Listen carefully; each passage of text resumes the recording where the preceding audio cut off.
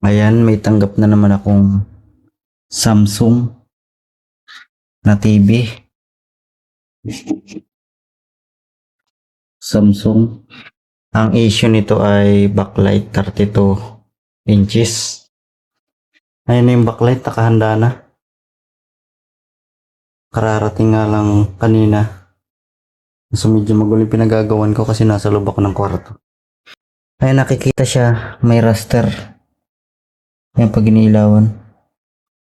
Kaso hindi nyo makikita kasi nga naano ng ilaw. Yan ang issue niya, backlight. Yan, bubuksan ko at papalitan ko ng backlight. Ayun nga pala, nabuksan ko na yung TV Samsung. Ayan, yung speaker niya iba na siya, modify na siya. Kasi dati na itong pinagawa.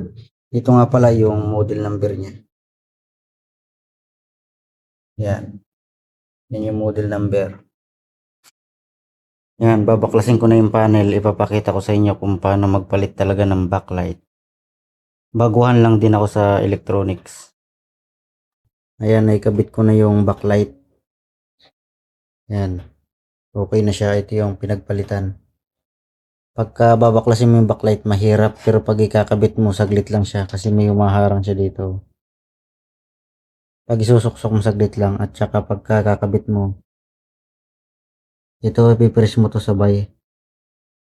Ipipress mo siya sabay para matanggal. Pero pag hindi mo siya pinress, hindi siya matatanggal. Yan, pipress mo tong sabay.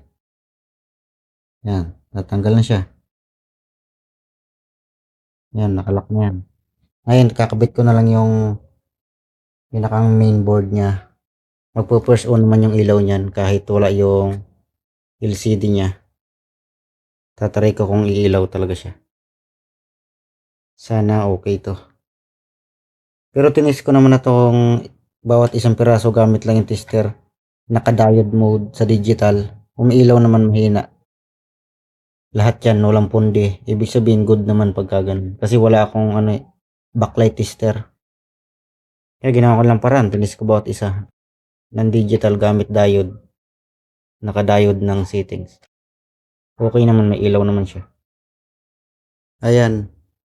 Okay na siya. Success naman siya kasi may ilaw. Ayun o.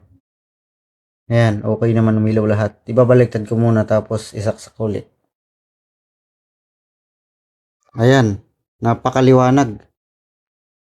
Ayan, napakaliwanag niya. Ikakabit ko na lang yung screen niya lahat. Bubuin ko na tapos ititis ko na kung okay siya. Napakahirap talaga gumawa ng TV. Mas lalo yung pag mga malalaking ganyan na. Hirap magbaklas ng screen.